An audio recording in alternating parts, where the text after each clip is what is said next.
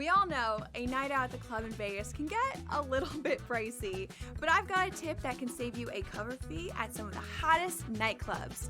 All you have to do is sign up online for free with a credible guest list service. Then, just show up before 10:30 and check right in.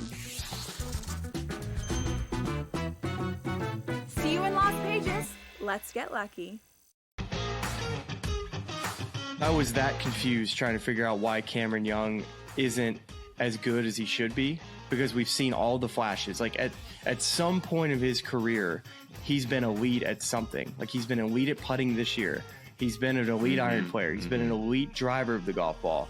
So check out this chart I had to get. We got a chart. Look at this chart that I had to come up with. The Smiley Show, only on SportsGrid.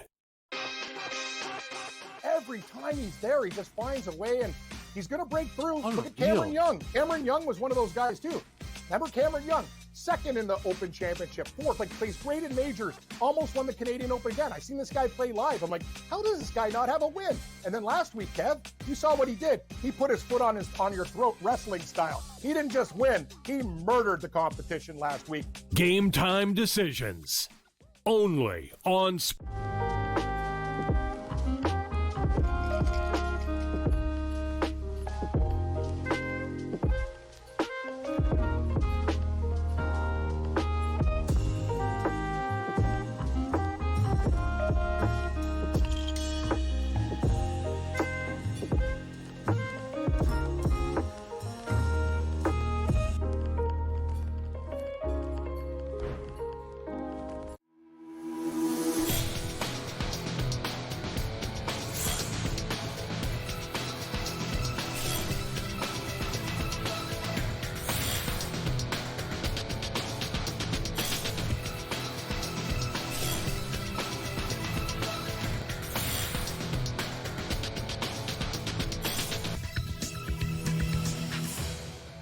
Good afternoon. Welcome to NewsWire, your one-stop shop here on SportsGrid for sports betting, news, notes, information, and, of course, picks against the spread. I'm Craig Mish. Great to be back with you here. It's our Friday edition of the show, so naturally we got a lot to cover. We got the NFL preseason underway, several games last night. We'll also hear from the winning coaches and also talk about some of the things that occurred. Also, the latest in Major League Baseball. We'll dive into that as well. We've got some college football to discuss. We've got Josh Graham in the house. The ACC preseason poll is out, and they've ranked all the teams. We'll get his thoughts on who may be underrated going into the season. Sam McQuillan joins us from Legal Sports Report, and our friend Joe Ranieri weighs in on NFL and Major League Baseball as we head toward a very big weekend, as always, in sports this time of the year. So let's get started and recap what happened in the preseason last night. Looks like the dogs were barking, at least in week one, day one of the preseason. But not a lot of barking going on right now in Los Angeles. Boy, the Chargers just seemingly going into every season have some sort of issue, whether it's a holdout or an injury. Unfortunately, a really big one happens for them yesterday. Pro Bowl left tackle Rashawn Slater is going to miss the entire season, according to ESPN. He suffered a patella tendon injury that he suffered in practice, and he just signed a contract, 4 years, $113 million, including $92 million guaranteed, and is not going to be able to play at all this year. A crucial component to not just their running game, but also, of course, protecting their quarterback in Justin Herbert.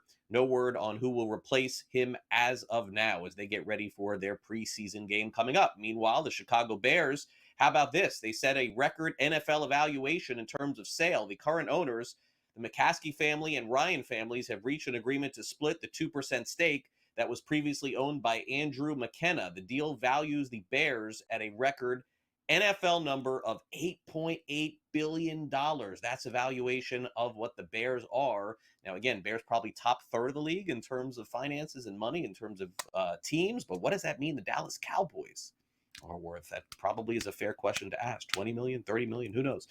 All right, NFL preseason game one. You know the deal. It's the Ravens. It's the preseason. And they just keep winning games. They opened up as a 2-point dog. They ended at about 6, and it didn't even matter. Baltimore wins this one, final score 24-16.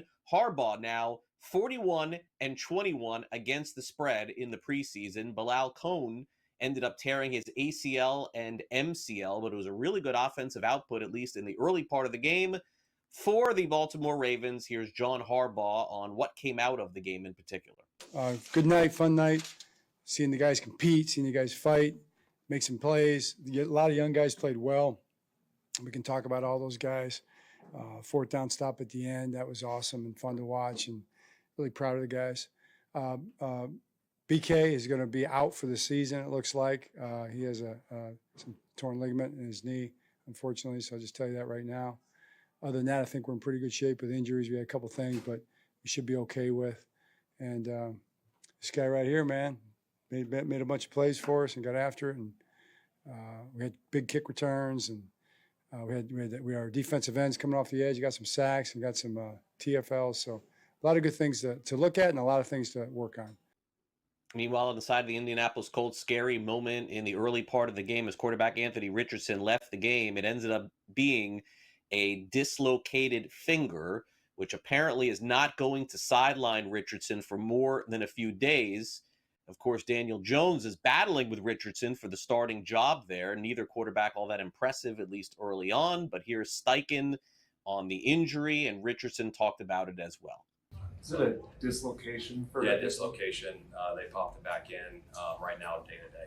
See where it goes. So, I mean, is he still in like pain? Do you know like what he's dealing with right now? All right. You know what I mean? It's a dislocation. They pop back in. I mean, we'll see, where it goes. Was there any apprehension about getting him out there with the majority of the starters not playing tonight? Yeah, I think with that thing, we had, a majority of the offensive line, not obviously Quentin and Braden and Bernie, but we had a couple guys in there that'll be playing. Felt good about AD out there. Tyler Warren was out there. So we had some guys out there. And what have they kind of told you about what's going on? See, it's dislocated fingers. It's all right. It looked like you knew pretty much right away that something was not right with it. It was weird. He hit me, then I was trying to make sure I had the ball, and I just looked down and I see my finger different direction. I'm like, maybe I'm tripping. And I looked at it again, and it was definitely like that. So it's like I gotta get this thing popped back in place.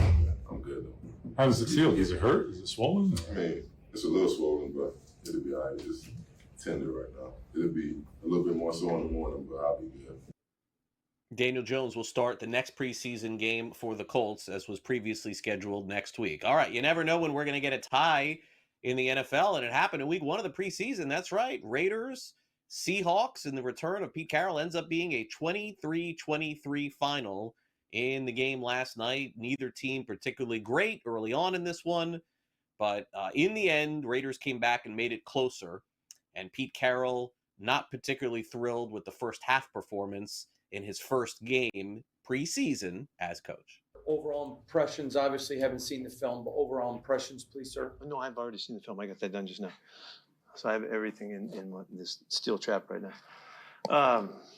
Well, we started really poorly. We had a really hard time.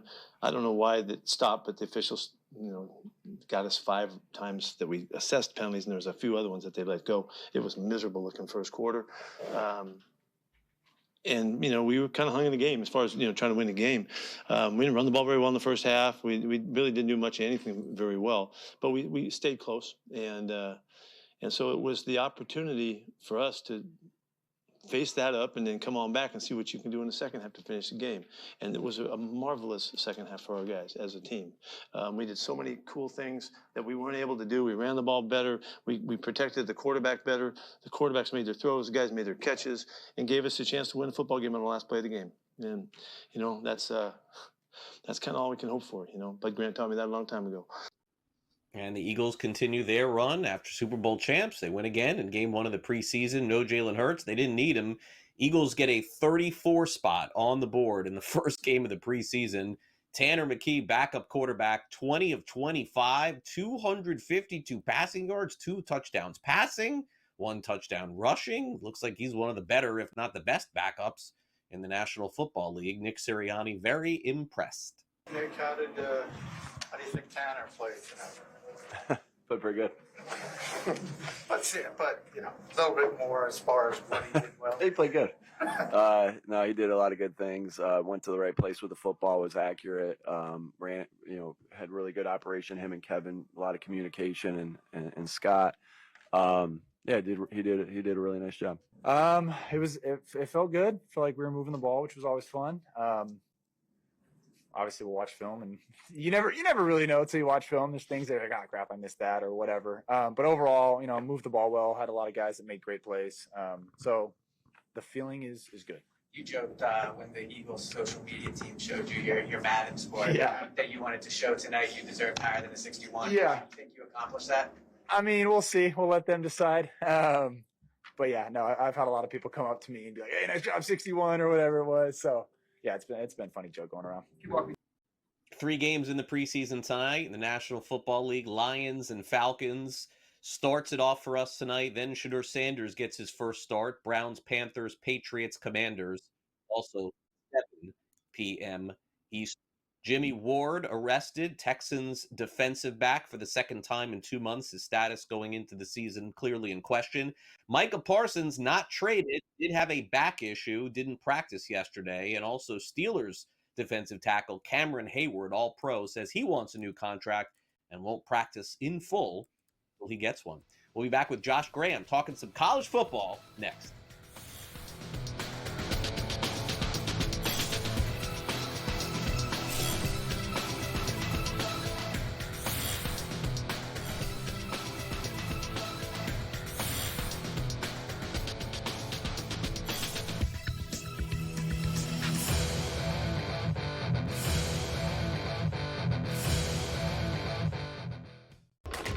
Enter into the magical world of McLuck.com, where even the smallest of spins can win real cash prizes. Adventure into over 1,000 of the best Vegas-style slot games. So what are you waiting for? Unlock your free welcome offer today. Join the fun where winners play and players win.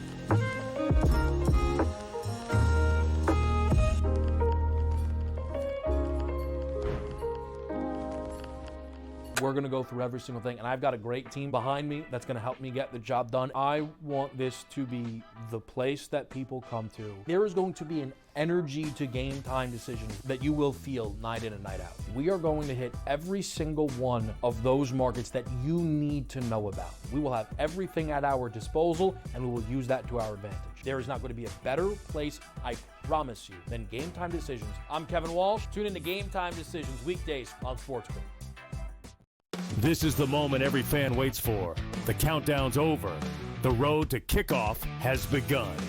Play is here to stay. I'm not going to name names, Kevin. From win totals to player props, from division races to MVP debates, we've got eyes on every camp and data feeding 24/7, breaking down every angle across the league. Every pick, every edge, every line that matters. SportsGrid. Your road to kickoff starts now.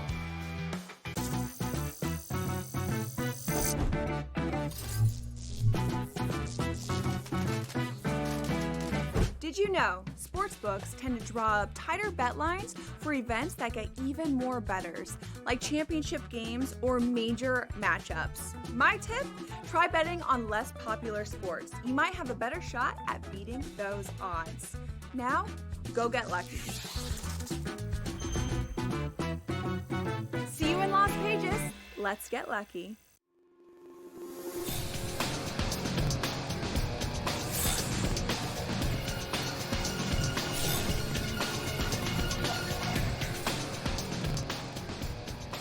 Welcome back to NewsWire here on SportsGrid. Let's bring in Josh Graham talking some college football. He's getting ready, of course, for the ACC schedule. Going to check out some preseason game and North Carolina and Charlotte coming up this weekend too. Josh, great to have you back here on NewsWire. I know it's been a bit. Thanks for coming on. It's good to see you, Craig. Yes, we get to see the Shedeur Sanders show, the Cleveland Browns quarterback circus in Charlotte later tonight. And yeah, we're a few weeks removed from ACC football media days.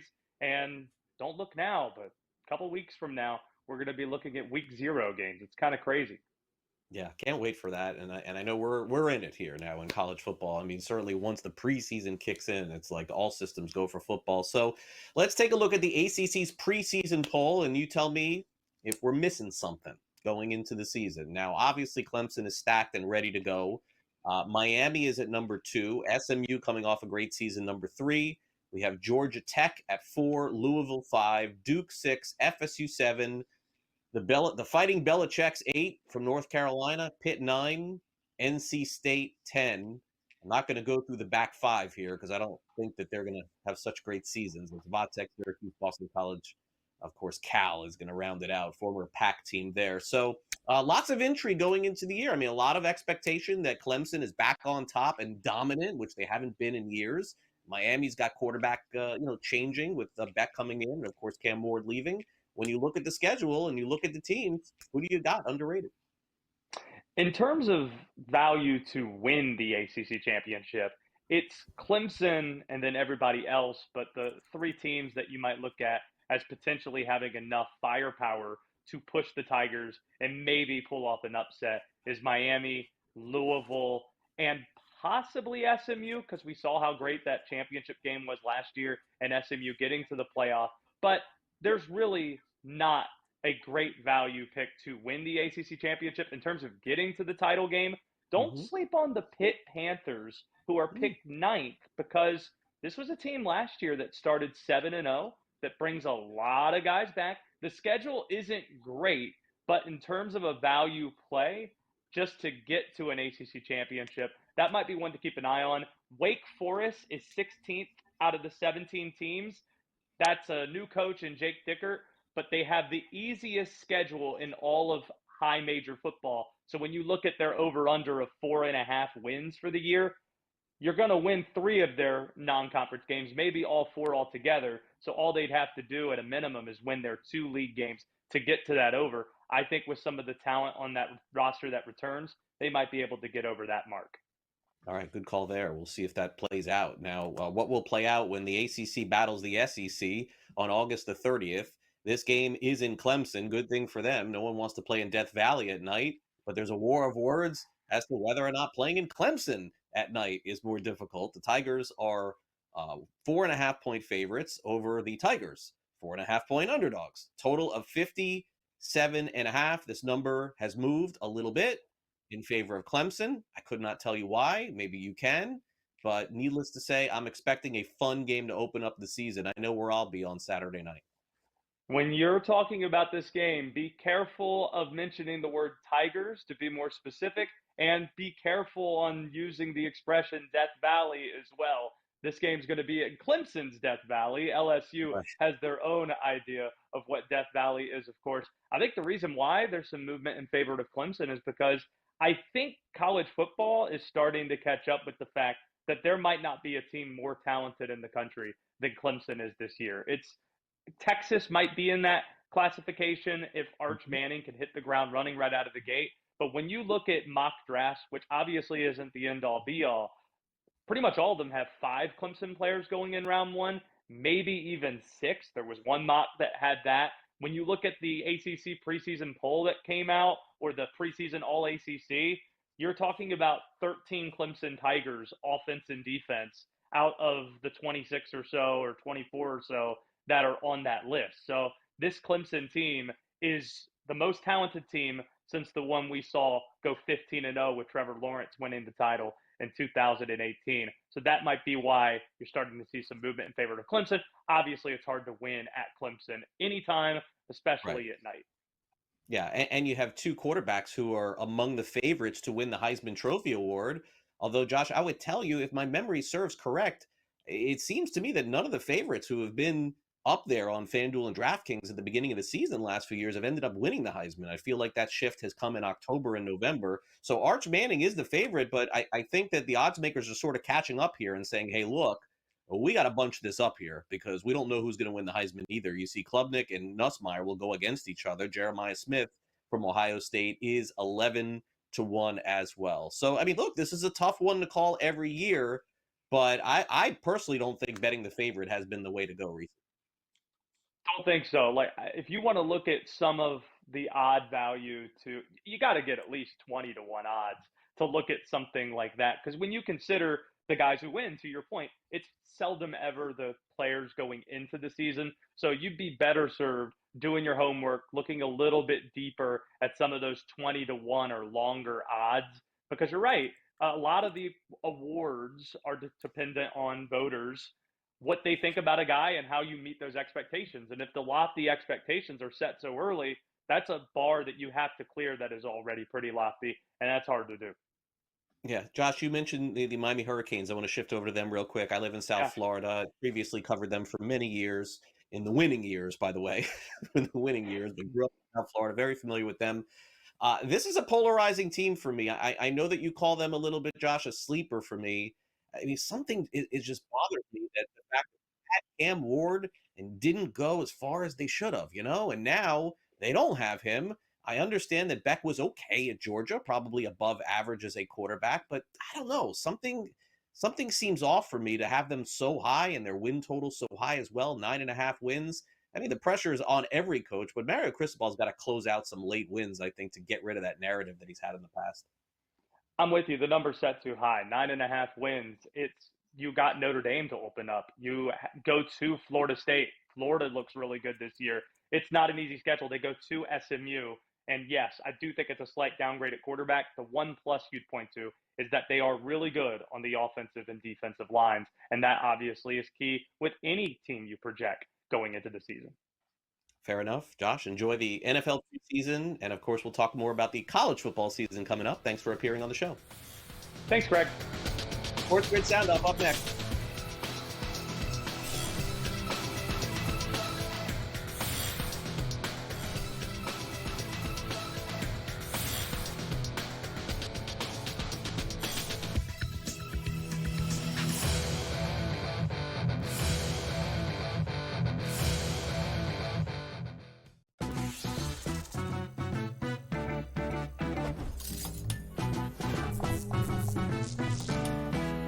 We all know a night out at the club in Vegas can get a little bit pricey, but I've got a tip that can save you a cover fee at some of the hottest nightclubs.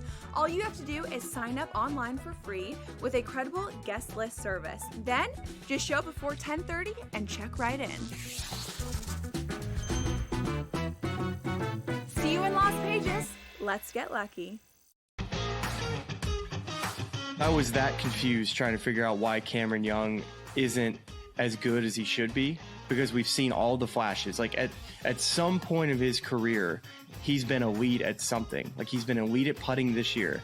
He's been an elite iron player. He's been an elite driver of the golf ball.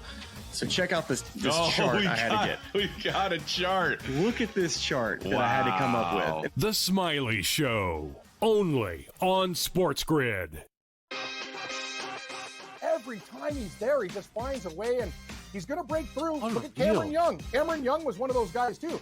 Remember Cameron Young? Second in the Open Championship. Fourth, plays great in majors. Almost won the Canadian Open again. I seen this guy play live. I'm like, how does this guy not have a win? And then last week, Kev, you saw what he did. He put his foot on your throat, wrestling style. He didn't just win. He murdered the competition last week. Game time decisions, only on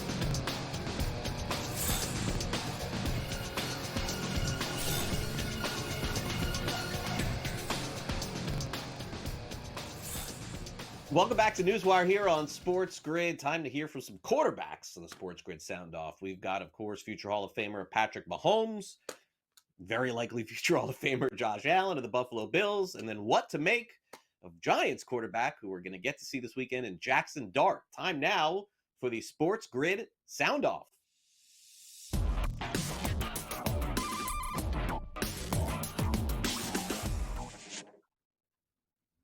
Everybody square looking at the Kansas City Chiefs in the upcoming preseason. I know we're not going to see much of their starters, Patrick Mahomes, Travis Kelce, and, Andy Reid's not going to play any of these guys this week, although their game is coming up. But needless to say, it seems like these joint practices is where it's at. Like every coach seems to talk about how they use players in the practices, and then when the preseason comes, yeah, we're just going to play our backups. But needless to say, it's another big season for Mahomes. Some predict that could be the end of the line for their dynasty. I'm not ready to do that, but here's Patrick Mahomes getting ready for the upcoming NFL campaign. Yeah, I mean, those guys got to step up and make plays, and they've done that. And that speaks to the depth of our receiving room this year, and being able to have some guys that just have little nicks and bruises here and there, and they get to rest a little bit, rest their bodies, and other guys step up and make plays. That's a good sign to see. And so Coach Reed, Veach, all those guys brought in a lot of great talented players, and they're making plays whenever they get the opportunity to. Patrick, you looking forward to throwing against another defense on Saturday? Yeah, I mean, I don't necessarily look forward to getting hit. Like, I always like getting hit once, but it's still a shock. I mean, going up against Spags is always tough, but it'll be a good defense that we're going up against, and they have a great scheme and a great coach, and so I'm just excited to see where we're at. Go out there, see where we're at, get hopefully a couple series, and go out there and then play some good football. And the last thing for me, a lot of talk about smelling salts over the last couple of days. Are you a smelling salt guy? I'm not a big smelling salt guy. I'm not really hitting people, though, and so I know the guys are, like, people do use those not for bad reasons, to get themselves ready to go, and so I know we can bring them, but they can't provide them. I don't know how that works, but I'm sure we'll figure out some people will figure out a way to get the smelling salts out there. I mean, it's a vital part of the football game. Didn't realize we'd be having 2 days of smelling salts conversation here on NewsWire, but here we are. All right, Josh Allen, the official announcement came yesterday. Sean McDermott, head coach of the Buffalo Bills, saying a lot of starters are going to play, but Allen is not going to be one of them. Here's Allen on what the preseason holds for him, and obviously sitting out this game coming up. What's your thoughts on, I mean, we've asked you this every preseason. I know you want to get some time in, but just the caution of not playing on Saturday. Yeah, just trusting what coach is saying, what he's thinking. He's the guy in charge, so following what he's saying. That's all I'm doing. And if he said play, I'd be playing. So that's how it is. You played so many regular season games in a row, right? Have you, in the preseason over the years, learned anything about what to take out of that when you're kind of watching for a whole game? Yeah, I mean, just staying in it, cheering on your guys. I mean, this is a very pivotal moment for some guys trying to make the roster and trying to make a living for, themselves and their families. So I understand the gravity of these games and what they mean to certain guys, and I just want to make sure that I give them my full attention and a lending ear and a lending mind if they need it. Just trying to help out as much as possible. And finally, all eyes on quarterback of the New York Giants, Russell Wilson, Jameis Winston, and of course, Jackson Dart, the rookie, who's going to see his first action in the NFL preseason this weekend. Seems like not only is he ready for the challenge, but he's excited about it. So your emotions heading into your first NFL action? Yeah, I'm excited. I mean, this is just the start of a dream of mine. So excited to take that next step, be out there, compete at the highest level. And, my family's going to be there. So I'm super excited to have them a part of this journey with me. And I think I'm just stoked for the opportunity. What have the coaches told you about what to expect, about how much playing time, that sort of thing? I think they're going to make more decisions in these next few hours and whatnot, but I'm definitely going to be playing out there. So just going to take advantage of my reps and my opportunity. Abdul told us that some of the vets talked to you guys about what playing a preseason is going to be like that first game. What did you kind of glean from that? Yeah, I mean, the main point was, football is football. Obviously, you're taking the next step, so it's a little bit more advanced than just little details and whatnot and schematics. But at the end of the day, it's the same game that you were playing when you were a kid. So just enjoy that. Compete. Don't leave any regrets out there on the field, and don't ever take this moment lightly. And there's no light that's too bright to play in. See how Dart performs. A lot of underdogs performing in the NFL last night. In fact, all three teams ended up covering the spread with the lines going in the way of the favorites. If that trend continues coming up tonight with 3 more games in the National Football League. All right, we'll take a quick time out here on NewsWire. Coming up next, just how much is the company called DraftKings worth? I think we're going to get a good idea of that with our friend Sam McQuillan, who joins us from Legal Sports Report. You're watching NewsWire on SportsGrid. We'll take a quick time out, and Sam joins us next.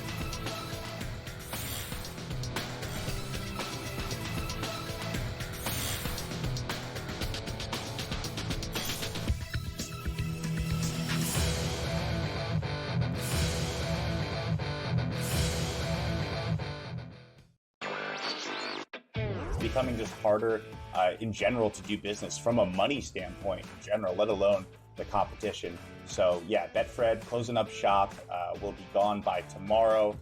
We'll see if any sportsbook fills this void. It'll mean that there's a license up for grabs in Pennsylvania, which is one of the biggest states for sports betting and is home to a lot of other operators.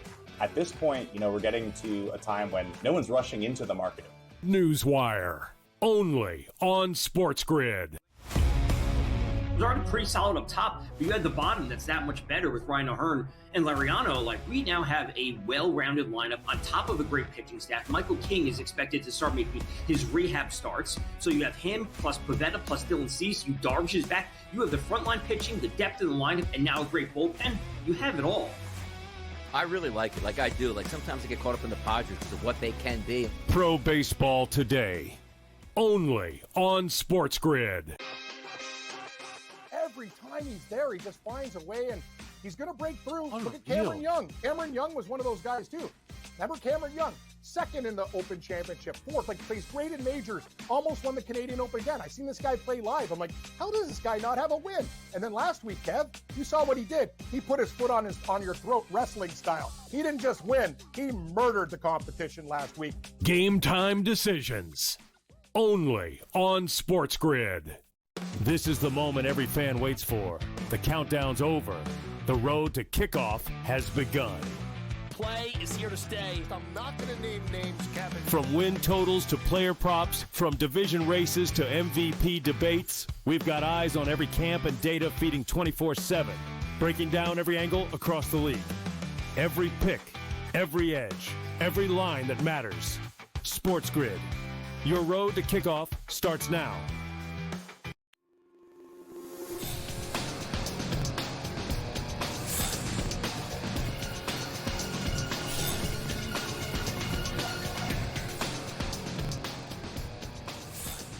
Great to have Sam McQuillan in from Legal Sports Report. We'll dive into the very latest on DraftKings, the parent company of FanDuel, and we'll also hit on ESPN Bet, some numbers coming out. Let's get the latest. Sam is with us here on this Friday ahead of a big weekend, of course. A lot of betting going to go on this weekend on the preseason. Crazy people are out there, Sam. They're going to bet on the preseason. They're going to do it. We know that. So here we are. Let's start off with DraftKings. You have some numbers here in terms of total revenue, which may not tell the entire story, but does sort of give us an idea as to how much this company is worth. Yeah, DraftKings had a really, really good quarter in the second quarter.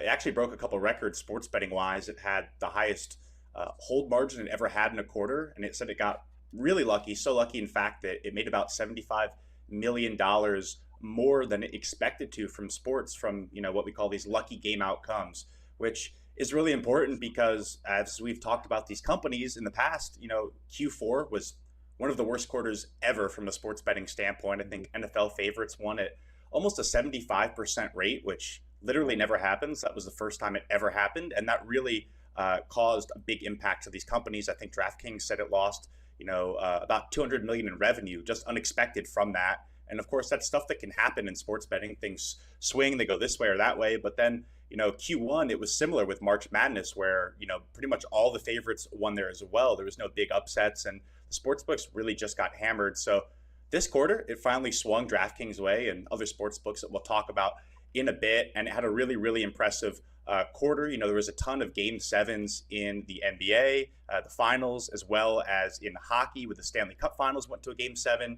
And I think in both sports combined for about 7 Game 7s total. So in this period, the summer months where there's usually a lot less sports going on, of course, there's the U.S. Open, there's, horse racing, but there was more games, quite frankly, than usual in the important sports like NHL and NBA, which really helped a company like DraftKings expand their margins and have quite a turnaround after a really bad couple of last 2 quarters, at least from a sports betting standpoint. So they're going to continue to lean more into the things that kind of helped them that quarter, which, no surprise, more same-game parlays. Actually, live betting was a really big bright spot as well. It now makes up about 50% of all the money that DraftKings takes. So, if you're a sports bettor and you're on the app, you'll probably notice them pushing you or gearing you more towards live betting options. Of course, they purchased a live betting operator called SimpleBet about a year ago, and I think we're finally seeing some of those integrations come to life within the app. And this is going to be really important ahead of football season, right? It's, Q3 you just mentioned. There's got preseason going on, but football season, it cannot be understated how much more significant that is to the sports book's bottom line than an NBA or an NHL. So while investors were pretty stoked about or pretty happy about, the results, they've put the caveat out there that this isn't really going to matter until football season. Of course, last football season was terrible. DraftKings is going to hope they can roll this momentum into the upcoming one. ESPN mostly making news this week because of this new partnership purchase with the National Football League. And ahead of that, you have some projections as far as where they're looking at financially. And it seems like for the first time, Sam, in a while, some positive news coming from their revenue. Yeah, ESPN Bet, of course, the sports book that is owned by Penn Entertainment but licensed to ESPN. They agreed to that deal for about $2 billion 2 Augusts ago. Like you mentioned, ESPN is making a lot of inroads with the NFL and football ahead of the NFL season. The ESPN Bet app is actually going to have a new feature where it allows you to integrate your fantasy teams with your betting options. But beyond that, executives came out this week and said they're actually projecting to essentially double their market share from last year, which was about 2% of handle during football season. To put that in context, FanDuel had about 40%, DraftKings about 40% as well. So Penn only having 2% last year was really not going to cut it. They're projecting they might double that this football season. That would be big news, or would be really encouraging if it wasn't so small to begin with. Projecting just about 3.5% to 4%. It's not really what they hoped for when they agreed to this deal. And now that we have these things that are coming to life, these integrations, these fantasy football rosters being a part of it as well, it's kind of surprising that they're not projecting more this football season. Maybe they just kind of realize that it's out of reach at this point, but I think it's very telling as well because both sides do have an opt-out clause next August where if they don't reach, it's been reported, double-digit market share by then they can just walk away. And we've heard Penn talk about that as increasingly something that's on the table to maybe save them losses. ESPN, I wouldn't be surprised if they're kind of awash with the sports betting experience, but the fact that they're only projecting 4% of handle this football season, that doesn't leave much room or much time to increase that handle share for next August. Because again, you have Major League Baseball and NHL and NBA, but football is really where it's going to make or break you if you're going to make these inroads. So I guess it's encouraging that they're planning to double the market share, but I don't think it's going to be enough. Yeah, I would agree. Now, this is a little surprising here as we end our week here with sports betting news. Flutter, that's the parent company of FanDuel. Are they projecting numbers not as good as DraftKings was? Because usually it seems like when one company does well, the other one does too. Yeah, Flutter, which owns FanDuel, actually, they said they had a pretty similar quarter to DraftKings. Like you mentioned, Craig, kind of where DraftKings goes, FanDuel usually moves. The only real difference between the companies at this point is one is owned by a huge global betting conglomerate, and DraftKings is very much still kind of in that startup mode where it's just the DraftKings Sportsbook and just the DraftKings online casino that make up the company, where Flutter has FanDuel and a bunch of other sports books. But they actually had a pretty similar quarter to DraftKings. They posted a record 16.3% gross sportsbook hold margin, which is essentially the win rate from a sports betting standpoint. But again, like DraftKings, that came during these months where there's not as much betting going on. Handle growth didn't jump that much either. So I would say DraftKings maybe had a slightly better quarter from a sports betting standpoint, but investors are now looking at how is that going to roll into NFL season. And I think actually what Flutter said out there about FanDuel is resonating a little bit better with analysts and investors. They've been able to grow their handle at a little bit more of a steady rate, and because of the way the company is structured, because they have deals with other companies and own other brands, they're able to mitigate some of those costs from high tax states as well, probably a little bit better than DraftKings. Both companies are going to have the surcharge in Illinois, the 50-cent tax per bet, which is going to be passed down to customers. DraftKings is not raising their guidance because of that. They kind of assume that they're going to lose money from this, so they don't want to tell investors they're going to make more. FanDuel has been able to kind of mitigate, some of their costs with other deals. And, going into NFL season, that's going to be really key, especially as it navigates states like Louisiana, states like Illinois, where all these, things that they don't want to have happen politically are happening. So it should be an interesting football season, to say the least, for both companies. And I imagine they'll be kind of neck and neck, lock and step with each other all throughout. Let's end our week, Sam, with the news that has just been the same for these sports betting integrity companies and the data companies, Genius Sports, Sports Radar. Feels like every year they're adding more to their plate here. It seems like these two companies are in a really good spot moving forward. Yeah, definitely. Honestly, if you want to play the online gambling, sports betting market from a financial investing standpoint, these are the best companies to go with right now. Like you mentioned, they just keep adding to their portfolios as the industry grows. They really don't have to worry about competing with other companies. It's just Genius. It's just Sport Radar right here. They have the market pretty much cornered. They have all the deals with the NFL, the MLB, the leagues, and they work with the sports books. And they're really good at what they do, which is betting technology and tracking technology. So the demand is only going up, and they don't have to deal with these things that the sports books do, like high costs of business with with tax rates hiking up and everything like that. So yeah, it's just really sunshine and roses for these companies right now, and a great way to play the gaming sector. Sam, always interesting, capping off. And you can read all about these stories over at LegalSportsReport.com. Thanks again, Sam, for coming on NewsWire. You too, Craig. Have a great weekend. Up next, we talk Jets football. And guest from NJ.com joins us here on the show. Aaron Glenn making big news about what he plans to do in the first week of the NFL preseason. Will he follow through with it? We'll find out next. Don't go away.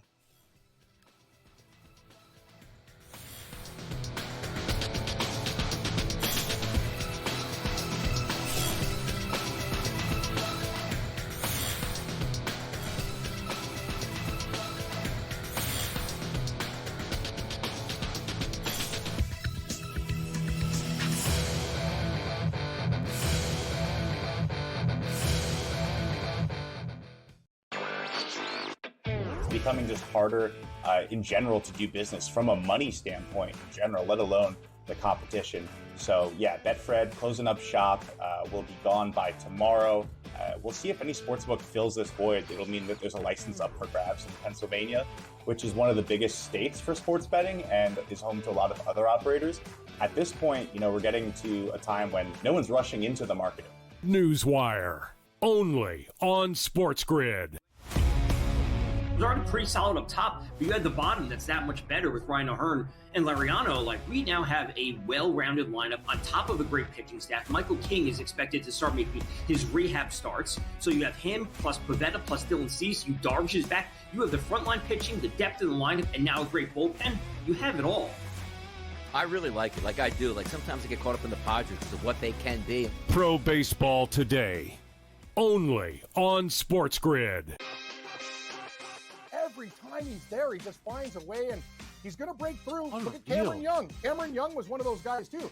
Remember Cameron Young? Second in the Open Championship. Fourth, plays great in majors. Almost won the Canadian Open again. I seen this guy play live. I'm like, how does this guy not have a win? And then last week, Kev, you saw what he did. He put his foot on your throat, wrestling style. He didn't just win. He murdered the competition last week.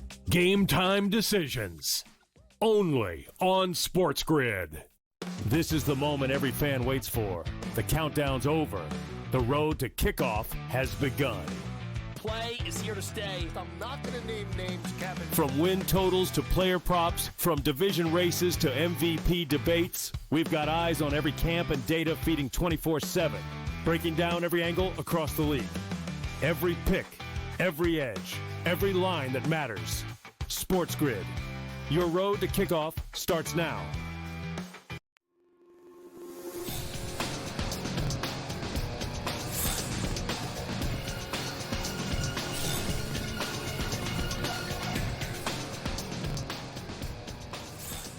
All right, next season coming fast and furious. Preseason game number 1 as well. They have an off day today, and then of course it feels like everybody's playing tomorrow night. Andy Vasquez from NJ.com has the very latest on the Jets, what we can expect potentially as the season begins. Andy, thank you so much for spending a few minutes with me here on the show. Really appreciate it. Let's dive right in. Jets are, I think it's fair to say, in like a transitional type period. Maybe they're better than people expect. They could end up being worse. We really don't know. But that's kind of the deal going into the season. They added a few players, most notably in Justin Fields, and said goodbye to a lot of players that could end up being in the Hall of Fame one day as well. Tell me what I missed. No, I think you've got it right. The talent level is definitely not as good as it was a year ago. But I do think they're better coached, they're better organized. Aaron Glenn is a guy who has a long career of experience, and that gives him credibility with the players. And he was a good player. So I think, a lot of the guys have bought in. We've seen this thing where they've kind of been criticizing the previous coaching staff, and I don't think it's really intentional. It's just they've been talking about accountability and clear communication, the expectations that Glenn has set. And I think that does give them a higher ceiling because, as we saw last year, talent does not equal wins in this league necessarily.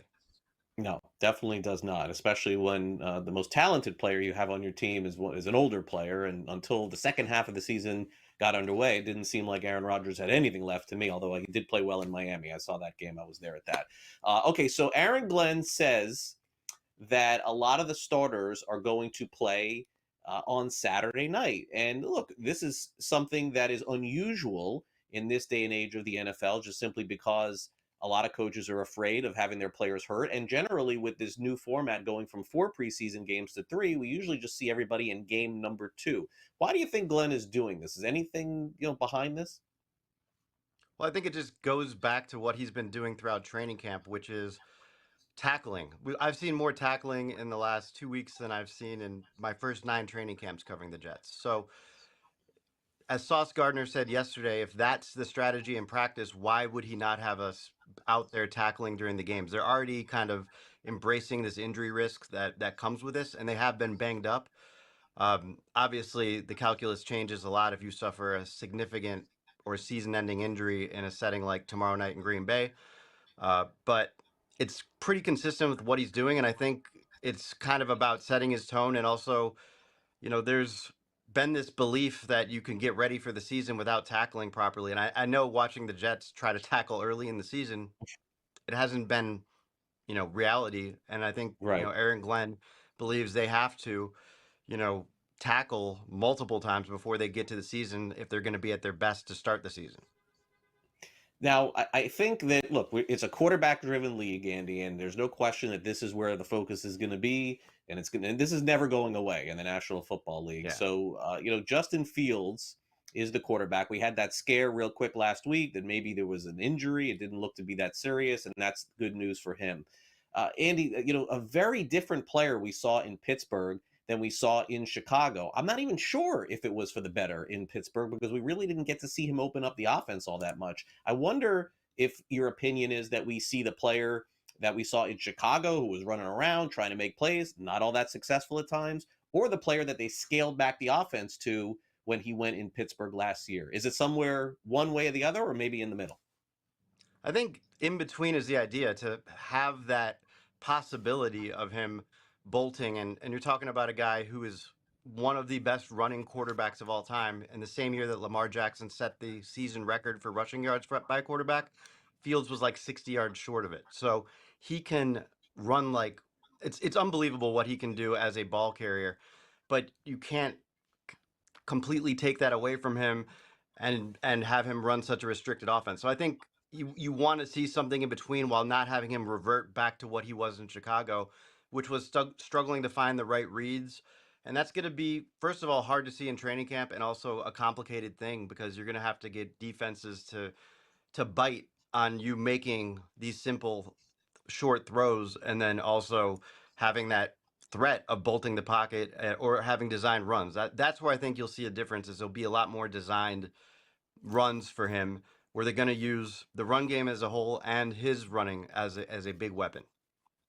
Now, the Jets have been up against it. I think everybody knows by now they haven't made the playoffs in over a decade. It's been almost, I believe, 14 seasons. That's the longest, by the way, in all professional sports, NFL, Major League Baseball, NBA, and NHL. But I'm not going to harp on that. What I'm going to harp on is the fact that you're front and center with the division. And so if the Jets aren't in it, hypothetically, and let's say they are around the projections, which is, let's say, 5 wins, 6 wins, 7 wins, somewhere along that, are you still a believer that it is Buffalo's division to win at the top? And then what I'm seeing, at least this offseason, Andy, is I'm seeing a lot of push for New England to go ahead of Miami. I'm not really totally on board with that. I'm not sure why that is happening. Do you sort of see it that way as we get ready for the beginning of the preseason for both the Bills, the Patriots, and the Jets? I think I definitely agree with Buffalo at the top of the division. I don't think that's a real hard one. And then from there, I do think Miami's going to take a step back when you look at all the turmoil they've had, some of the talent they've lost. It's such a high pressure year with the coach on the hot seat. I just think all of that is not going to be a good combination. I'm a big believer in Vrabel, but I think it's still like too early for that to turn around. And I think the Jets have better talent when you look at what they have on defense. Definitely some question marks on offense, but when you look at the overall talent and you have a guy who knows the Jets situation in Aaron Glenn, I think that's going to help them. And I would put the Jets, it's a distant second, but I think them, Miami, New England would be right there. And of those three teams, I think the Jets have the best chance to get to like 9 wins unexpectedly, more than like Miami being the clear number 2 in the division. Yeah, I think it could be real bunched up. That sounds fair. 9, 8, 7 wins for all of those three teams, and Buffalo at the top. All right, fascinating season coming ahead. Andy, thanks so much for spending the time here on the show, and we'll check back in as the preseason gets underway. Thanks again. It's going to be interesting. Thank you very much. All right, AndyVasquezNJ.com with us. Coming up next, ESPN making some really big broadcasting announcements and streaming announcements as well. One is bringing professional wrestling to their direct-to-consumer app. We'll tell you all about that next. You're watching NewsWire on SportsGrid, and we'll be right back.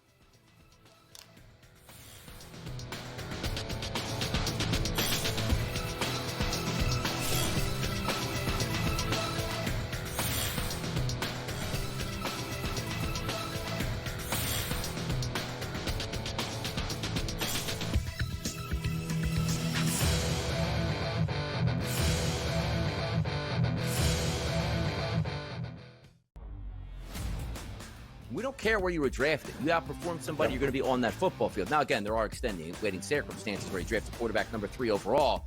Yeah, they're going to try him out for the next 3 to 4 years, even if he's not as good as anybody on that roster. But from Shadur's perspective, that's probably the case. Tyler Huntley, Shadur Sanders, Dylan Gabriel, Joe Flacco, Kenny Pickett, Deshaun Watson. There's a lot of names on that list, not a lot of good names on that list, so he can earn a job on this football team. The Early Line, only on SportsGrid. Becoming just harder in general to do business from a money standpoint in general, let alone the competition. So yeah, Betfred closing up shop will be gone by tomorrow. We'll see if any sportsbook fills this void. It'll mean that there's a license up for grabs in Pennsylvania, which is one of the biggest states for sports betting and is home to a lot of other operators. At this point, we're getting to a time when no one's rushing into the market. NewsWire, only on SportsGrid. I was that confused trying to figure out why Cameron Young isn't as good as he should be, because we've seen all the flashes. Like at some point of his career, he's been elite at something. Like he's been elite at putting this year. He's been an elite iron player. He's been an elite driver of the golf ball. So check out this chart I had to get. We got a chart. Look at this chart that I had to come up with. The Smiley Show, only on SportsGrid. This is the moment every fan waits for. The countdown's over. The road to kickoff has begun. Play is here to stay. I'm not going to name names, Kevin. From win totals to player props, from division races to MVP debates, we've got eyes on every camp and data feeding 24/7, breaking down every angle across the league. Every pick, every edge, every line that matters. SportsGrid. Your road to kickoff starts now.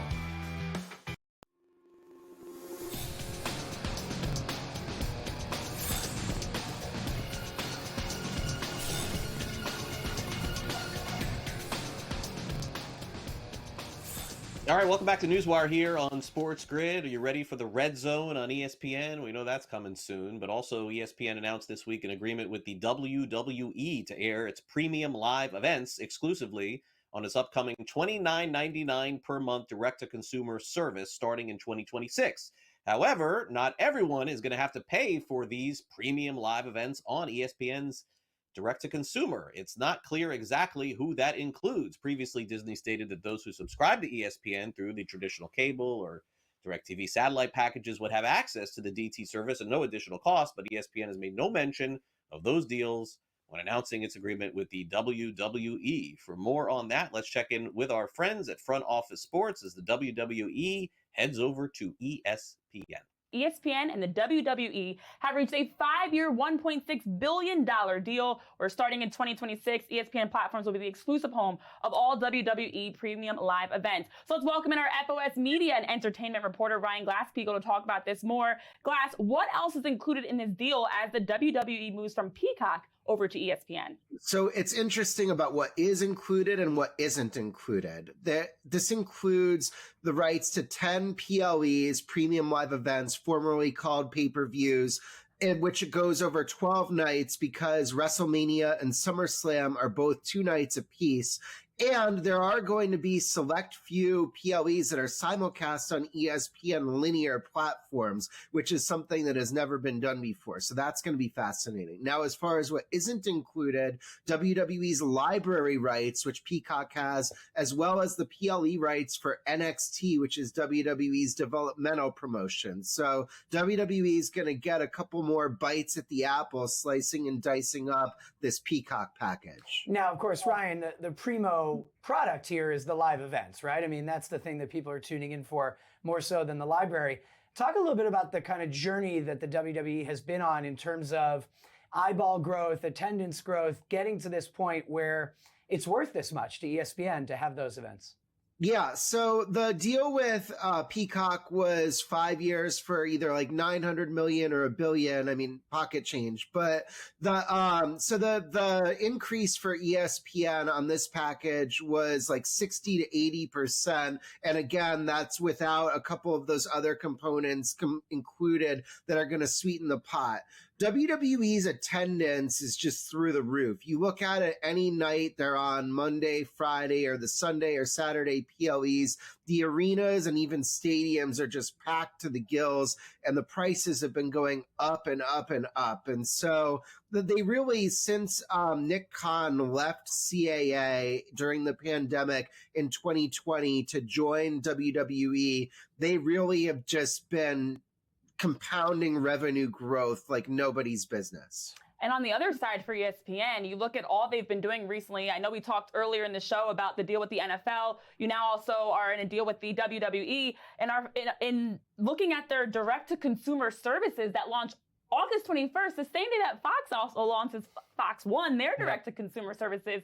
How important is it for ESPN that they just continue to lock in so many massive programming in terms of audience? This is big for WWE. Now, I do want to clarify that if you're already an ESPN subscriber through cable or satellite or YouTube TV, you're going to be able to get these WWE PLEs for free by doing login authentication. But as far as people who are cord cutters or cord nevers and have never been subscribed to these cable and satellite bundles, those people are going to have to pay $30 a month if they want to watch the WWE PLEs. And I think it's a pretty portable audience. Now, they haven't been asked to pay this much before. It was $9.99 a month for WWE Network. I don't exactly know where Peacock is right now, probably in like the $15 range. So they're going to be doubling if they're not already ESPN subscribers. And it's going to be interesting to see how many of them migrate. That's great stuff from Front Office Sports. Meanwhile, I think the bigger question is that when you saw Brock Lesnar come back this past week in the WWE, I know it's very difficult to create superstars. The WWE had done a great job of that with Goldberg and, you know, after Hulk Hogan in that era in the 80s, but Goldberg, The Rock, I mentioned Brock Lesnar, now Cody Rhodes, but just bringing back some of the old school guys at this point tells me they're having a really hard time developing new characters as well. And hopefully some additional revenue will help them do that in the future. For me, my interest level in wrestling has waned quite a bit through the years, focused more on the other sports, to say the least. All right, that'll do it for our first hour. We got plenty more to come. 30 minutes to go. Joe Ranieri joins us with some football and baseball discussion. You're watching NewsWire here on SportsGrid. Don't go anywhere. We'll be right back after this.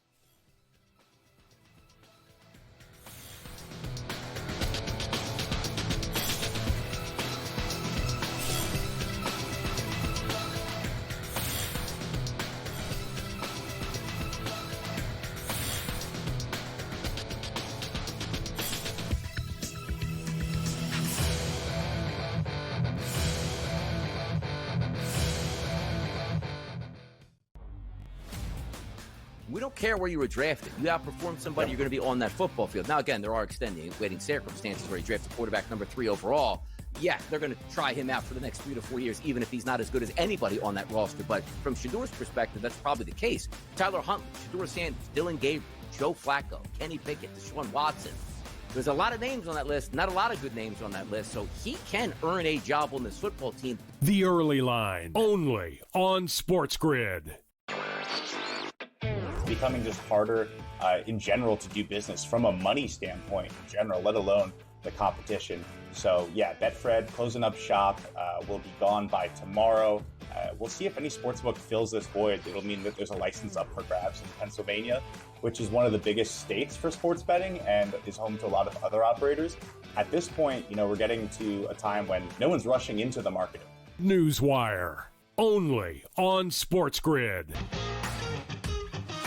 I was that confused trying to figure out why Cameron Young isn't as good as he should be, because we've seen all the flashes. Like at some point of his career, he's been elite at something. Like he's been elite at putting this year. He's been an elite iron player. He's been an elite driver of the golf ball. So check out this chart I had to get. We got a chart. Look at this chart that I had to come up with. The Smiley Show, only on SportsGrid. This is the moment every fan waits for. The countdown's over. The road to kickoff has begun. Play is here to stay. I'm not going to name names, Kevin. From win totals to player props, from division races to MVP debates, we've got eyes on every camp and data feeding 24/7, breaking down every angle across the league. Every pick, every edge, every line that matters. SportsGrid. Your road to kickoff starts now.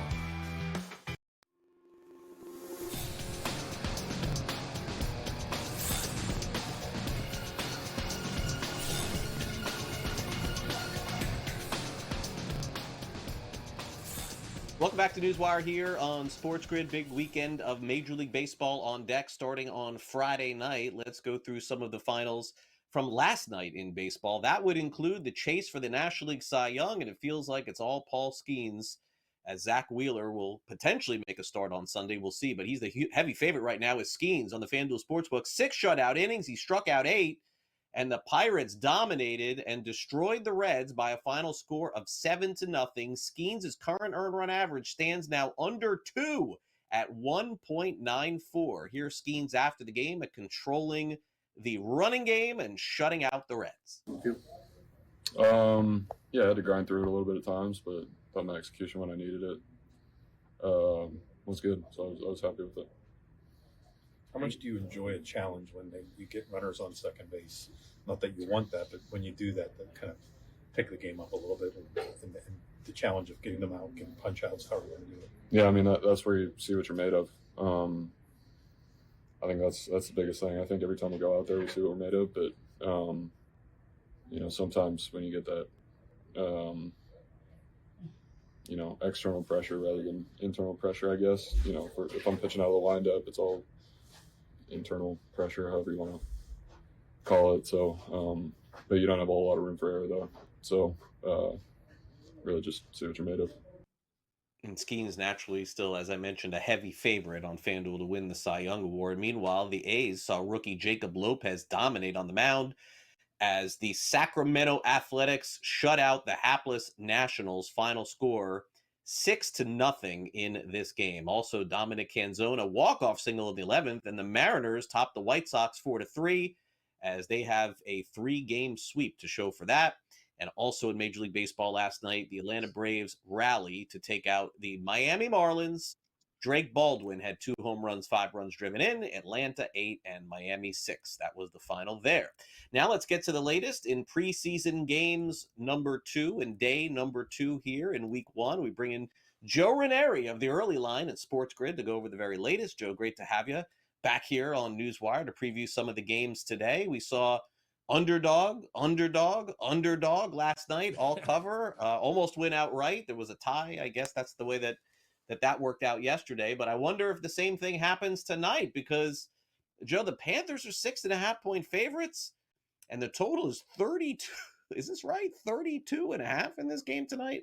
I think this will probably be the most interesting game of the preseason because we're going to get a chance to see Shedeur Sanders, but we're also going to get a chance to see some of the other quarterbacks there as well. The poor Panthers, Joe, they can't ever get attention, right? Never. No, they can't, Craig. But what's funny is they might be able to play this game twice and not get to 32.5 points. That's how awful this is going to be. But the reality is we have one team that has a legit quarterback, competition going on here. We're going to get to see the two rookies for the most part here tonight. We're not going to see Flacco in any way, shape, or form. We're not going to see Pickett. So it's going to be Dillon Gabriel and it's going to be Shedeur Sanders. They do not have a quarterback issue, believe it or not, with Carolina, as Bryce Young, unbelievable way he finished the season last year. Things are looking up, but I got to tell you, come the third and fourth quarter, these are guys battling for roster spots and contracts. And yes, one of them has the last name Sanders, but here's an opportunity for him to prove his first opportunity to prove everybody wrong during the draft. So I'm looking forward to seeing exactly what they bring to the table.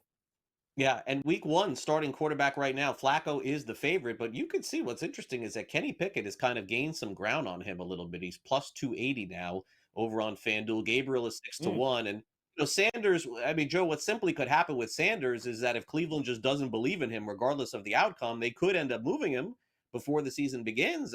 All these things are possible. I know Cleveland, of course, is going to say the right things. We're going to carry 4 guys, but and I know that could not be the case.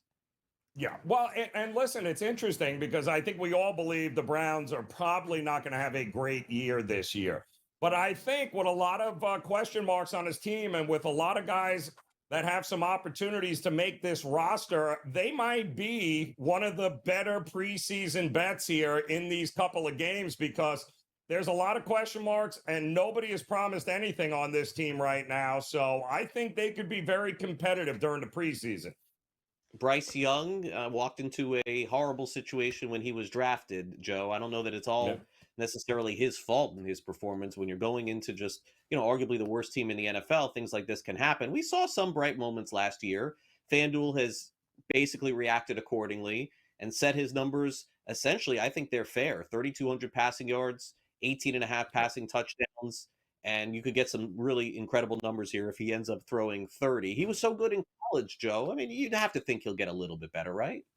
There was a tale of two halves last year, right? The Carolina season started with him at quarterback. He was awful. They brought in Andy Dalton, and then they brought him back in for the final 10 games. And his numbers, when you look at it, we finally saw it click, it looked like, for Bryce Young last year when he came back in for the second time as the starter. And the reason you brought in Canales was in order to be able to see whether or not he could be fixed. Is he an NFL starting quarterback?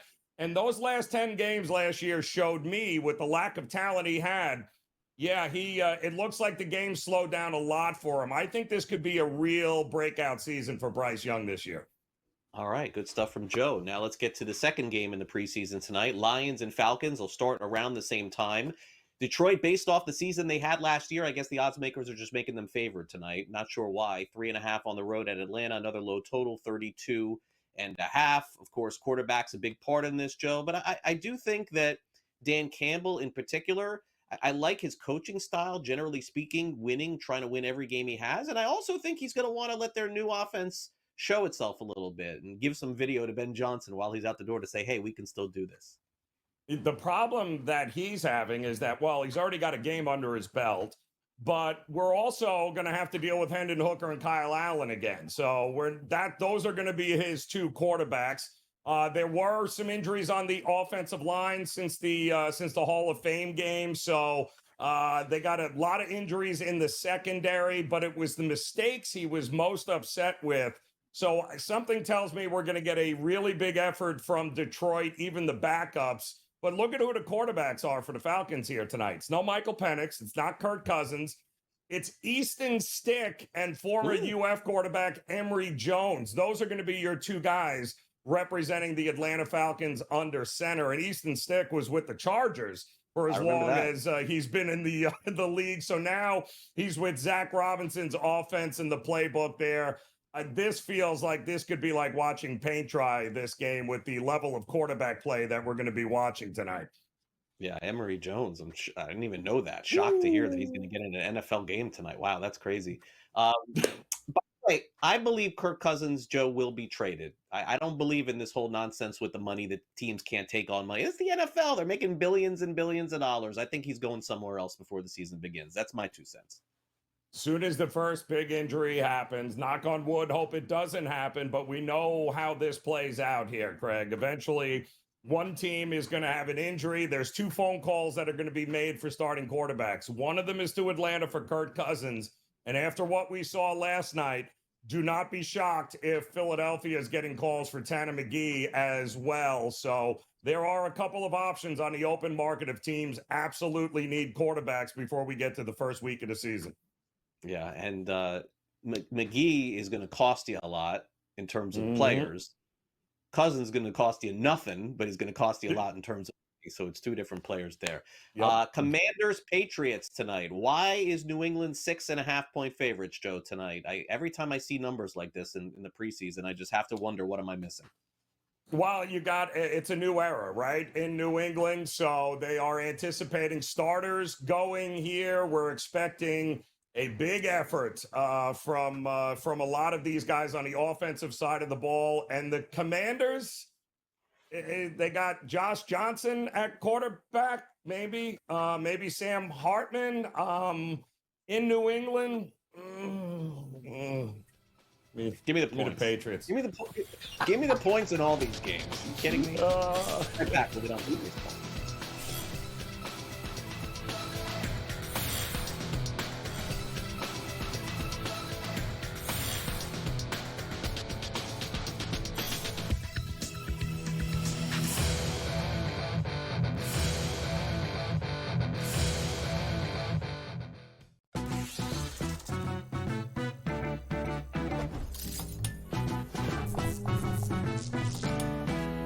We all know a night out at the club in Vegas can get a little bit pricey, but I've got a tip that can save you a cover fee at some of the hottest nightclubs.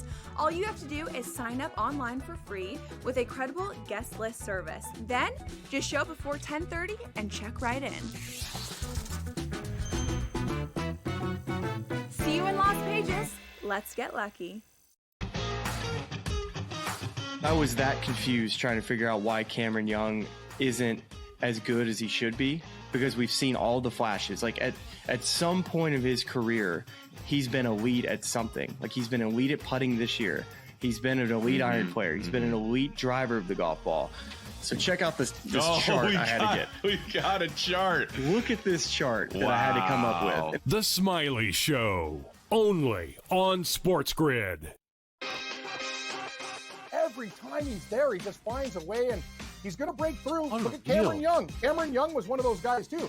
Remember Cameron Young? 2nd in the Open Championship, 4th, like plays great in majors, almost won the Canadian Open again. I seen this guy play live. I'm like, how does this guy not have a win? And then last week, Kev, you saw what he did. He put his foot on your throat, wrestling style. He didn't just win, he murdered the competition last week. Game time decisions, only on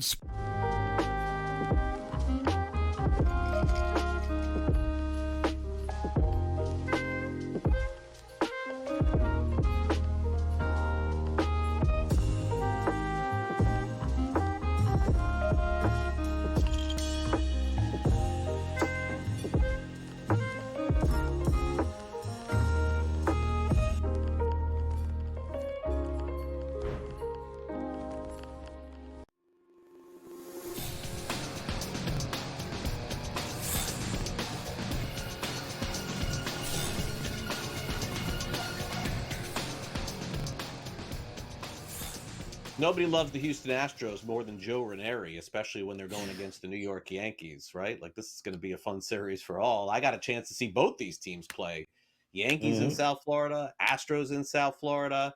I got to tell you, Joe, I think one team looked much better than the other. It looked like Houston, to me, was the better of the 2 teams that I've seen. I know the Yankees, had to go with David Bednar the other day, like for 2 innings to get a win here. But basically, odds makers are telling us tonight's a pick'em game in the Bronx. You would never see this, but the Yankees are just playing so poorly that I think you got to make this line a pick'em. Total 7.5. Cam Schlittler against Hunter Brown, who's in the race for the American League. Cy Young. Boy, this seems like a really tough game to call, but until I see something different from the Yankees, I cannot back them. Yeah, well, listen, both of these teams have had some issues as of late, right? I mean, the Astros, they went, I think, early July. They were actually pretty good. They had won 24 or 32 games from June right into the beginning of July. And then they kind of hit the skids there. Only 9 of 16. We've seen Hunter Brown, take a step back in a couple of starts here in July. But the reality is Houston's in first place. The Yankees are now 6.5 games out of first place. So this is a big series for both of these teams with just under 50 games remaining. And listen, if the Yankees have figured anything out, maybe in that win against Texas a couple of days ago, yes, they had to use Bednar for 5 outs. But you know what, Craig? They needed to win a game and grind it out, I think, like they did, more so than an 11-2 win, because Devin Williams is not your closer. If you haven't figured that out, I don't know what to tell you. Bednar at least proved that he can be that guy, and if they can solidify the back end of that bullpen, the bats are going to come around. Yankees either lose 5 or they win 12 in a row. There's no in-between for them. Hunter Brown is going to be a problem here tonight. I like the under. I don't see a ton of runs happening in this game. Yeah, should be a good one tonight. Now, Red Sox on the flip side and Padres, these two are trying to battle for the postseason. Probably, I would say, both for the wild card. The Red Sox are plus 142 tonight. Boy, if they could get the Walker Buehler of the end of last year, they would love to see it. It just hasn't happened. Nick Pivetta pitches tonight for the San Diego Padres. Red Sox traveling across the country, but it's a big line here, Joe. Minus 168 money line tonight. Listen, I think you got too big an advantage on the mound early in this game not to look to bet something in the first 5 here. Pivetta against his former team is going to be looking for a little bit of revenge here, but he has been lights out. There's nothing bad to say. He's been better at Petco than he's been on the road, but he has been lights out for them. And Walker Buehler is awful on the road. I mean, he's got almost an 8 ERA on the road this year. He's the most inconsistent guy in that rotation. I like the Padres. I'm willing to lay the half a run in the first 5. I think there's a big starting pitching advantage here. I think the Padres can get out in front here and have the lead heading into the 6th. Get plus money there on minus 1.5 through the first 5. The battle potentially of the World Series in 2025 are the Blue Jays that team? We'll see. They're taking on the Dodgers tonight. The Dodgers are minus 142. You're going to see 2 players that the second they retire, 5 years from then, are going to be inducted into Cooperstown. It's Clayton Kershaw starting for LA. Max Scherzer, if you haven't watched the baseball season, is pitching for the Toronto Blue Jays this year. I know he hasn't done a lot of it, but he's on the Blue Jays. For baseball fans, maybe they know, Joe, but I'm not being facetious here. Scherzer's been, in and out of lineups here now for a while. They faced off September 7th, 2008. I believe that was the first season for Kershaw in 2008. What do you make of this one tonight? Scherzer seemingly getting it together here, and Kershaw basically, is it more than a 5-inning guy for Kershaw at this point? 5 1/3, 5 2/3? Well, that's the thing, right? Because I think Kershaw, believe it or not, I mean, Scherzer has been actually pretty good last couple of starts. They've managed to get him, 6 and 7 innings here. They've kind of stretched him out. And Kershaw, the problem here is what happens when we get to the bullpen. And the bullpen is a big advantage, I think, for Toronto in this game and in this series. Listen, Toronto has been crushing lefties for the better part of the last 2 months here. Kershaw could be in trouble in this one. Either way, I think runs are coming. I would not be shocked on a nice little humid night here in LA if this thing goes flying over the 9 here. But I give Toronto the edge early. I do not trust the back end of that Dodgers bullpen, and Toronto's bats have proven to be pretty lethal against lefties. Yeah, it's going to be a showdown of future Hall of Famers. Meanwhile, is there a left here at this point for the New York Mets, Joe? Man, kind of like the Yankees, they've gone south here a little bit, and no one's been able to stop the Brewers. They're tonight minus 142 on the money line, total of 8. Does it really matter who's pitching for the Brewers? I got to be honest with you. I don't know that it does. It's Woodruff. I mean, the Yankees do have Senga, but whoever pitches for the Brewers, Joe, it's 7 innings, 2 runs, turn it over to the bullpen, and win. It's like their recipe every night. Yeah, it is. And if it ain't broke, why are we trying to fix it? It's not broke with Milwaukee. It's broke with the Mets here right now. And Senga came off that IL with the hamstring, looked pretty good. But, in July, he never factored into a decision, not one. In fact, he's got over a 5 ERA in the month of July. He's come back down to reality. He doesn't pitch more than 5 innings. In the meantime, we've got Brandon Woodruff, who's 18-3 with like a 2.2 ERA over his last 37 starts dating back to 2022. The guy is absolutely a machine. This team is a machine. There is no way I'd be looking advantage bullpen Milwaukee, lineup Milwaukee, starting pitching Milwaukee. I'll take Milwaukee at this price. All right, finally, how do you go against Christopher Sanchez? This guy's like the hottest pitcher in baseball right now, Joe. I don't care who he faces. Merrill Kelly, his new team in the Texas Rangers. I know what the odds say at -130, and I see a total of 7.5. But Sanchez is so hot right now. I suppose the Phillies could get shut down by Kelly. Like, that's possible too. But I'm not fading Sanchez at any point until I see something different. Phils have lost 4 of his last 6 starts on the road, by the way. As good as he has been, they have not been good on the road for him. I think this is a dead under. I think we get a pretty good pitching battle here. I think runs are going to be hard to come by. Thanks, Joe, for the time. Appreciate it. Enjoy the weekend, and we'll catch up again soon. Let's go. Football's almost here, Craig. It's almost here. A couple of weeks away from college. Mm-hmm. Preseason is here. We got Last Licks next.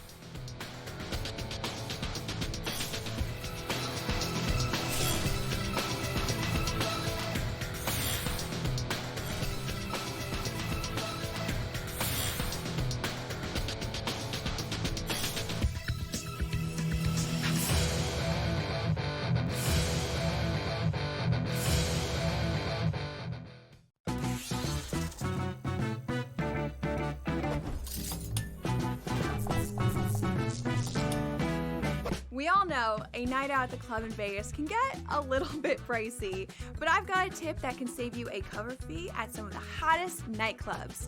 All you have to do is sign up online for free with a credible guest list service. Then, just show up before 10:30 and check right in. See you in Las Vegas. Let's get lucky. I was that confused trying to figure out why Cameron Young isn't as good as he should be, because we've seen all the flashes. Like at some point of his career, he's been elite at something. Like he's been elite at putting this year. He's been an elite iron player. He's been an elite driver of the golf ball. So check out this chart I had to get. We got a chart. Look at this chart that I had to come up with. The Smiley Show, only on SportsGrid. Every time he's there, he just finds a way, and he's going to break through. Look at Cameron Young. Cameron Young was one of those guys, too. Remember Cameron Young?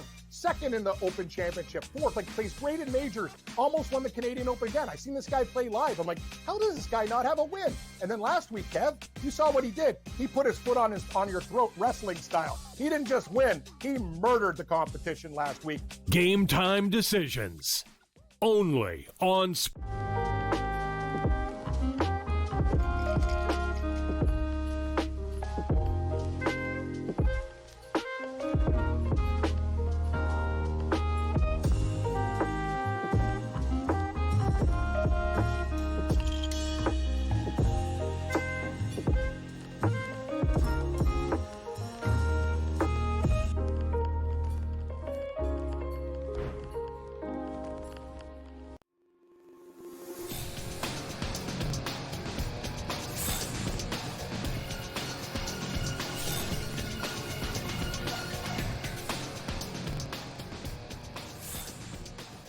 Welcome back to NewsWire here on SportsGrid. I'm Craig Mish. As we wrap up this show, it's Last Licks NFL style. Wow, first one in a while. We'll hit on Lions training camp. We'll also get to the very latest in Seattle last night, in case you missed it.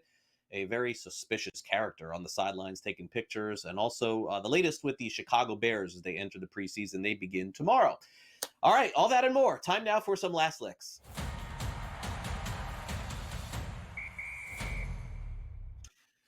All right, this is really interesting. Now, Aiden Hutchinson is generally known as one of the best defensive players in the National Football League. For those unfamiliar, He's a dominant player that plays for the Detroit Lions and also coming off an injury from last season, although some thought maybe he could return, if you remember, for the Super Bowl. Arguably one of the very best defensive linemen in the NFL. Well, how about this? Dan Campbell, the head coach of the Lions, in these joint practices, has implemented a hutch rule, which basically says that during training camp, especially when it comes to the Lions playing against the Lions, you basically have to make sure that Hutchinson has to be eliminated from the conversation because he blows up every single play.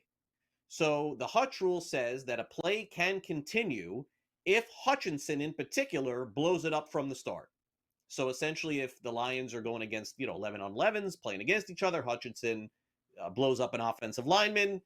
He says it's the only way that the offense can get reps is to just allow him to, I guess, as the kids say, eat on the defensive line. I mean, needless to say, this guy was so good last year. I mean, I have to believe that he's healthy now if they're saying this sort of stuff. And naturally, he'll be a very big part of the Lions' picture. Remember how bad their defense was at the end of the season, especially in that game against Washington.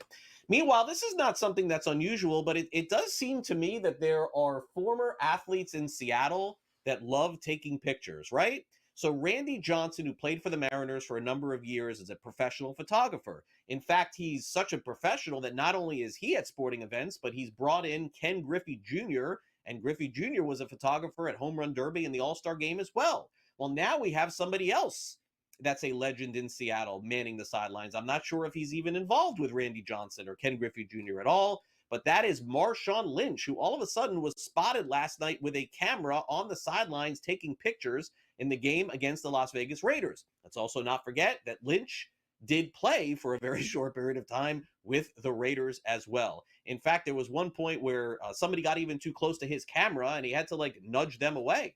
Don't touch my camera, says Marshawn Lynch. And who knows? Maybe this is just a thing in Seattle. I can't figure this one out. But Lynch, of course, has been in movies and on television and seems to be making a great second career of himself after playing running back in the National Football League. And finally, we just got some clarity about an hour and a half ago. Chicago Bears, Miami Dolphins. I believe that's the first game of all the preseason games tomorrow at 1 p.m. Eastern. And Caleb Williams will not be playing for the Chicago Bears. Ben Johnson making the announcement official today, speaking to the folks who cover the Bears for their broadcast network. So get ready to look at Tyson. Remember him, Tyson Bagent? He's going to play again for the Chicago Bears. Saw him play a little bit last year and before. I will be locked into all of these preseason games. I promised you yesterday here on the show that I would watch 10 minutes of the NFL preseason. I know I have no proof to this to show you, but I did. I ended up watching a little bit more than that. Tonight, my son has a baseball game. I don't know if I'm going to be able to. We'll see if the weather holds up, but I definitely am curious to see how Cleveland performs tonight, of course, with Shedeur Sanders. By the way, tonight's game, it looks like the Bears are really the Browns are really all systems go tonight, as they are favorites against the Carolina Panthers. I do want to add that these totals in the preseason seem especially low for week one. Am I nuts in thinking that 32.5 for a half a dozen of these preseason games is low? I mean, did we not watch the games last night? It feels like there are some offense a little bit in some of these games, but that is the line tonight as Cleveland takes on Carolina, 6.5-point favorites. That'll do it for our show today. Thanks again all week long to all of our great guests here on the program. Today, we had Sam McQuillan of Legal Sports Report. We also had Joe Ranieri on the show as well. Want to thank him for coming on. Also, thanks to Andy Vasquez of NJ.com as well. You can download the SportsGrid app. It's available for both iOS and Android. It can also get you free access to all of our shows 24 hours a day, 7 days a week. We are streaming, folks, so make sure you download it. It's available for free for both iOS and Android, the SportsGrid app on your smartphone. You can download it now or watch it as a second screen while you're watching the in-game live program, which is, of course, coming up tonight and this weekend as well. All right, that'll do it for our show and our week of shows. Thanks again to our director, Luke, and for my producer, Frank. I'm Craig Mish. I'll see you back here for Fantasy Sports Today, which airs throughout the weekend here on SportsGrid. Until Monday, I hope you all have a great weekend. See you then.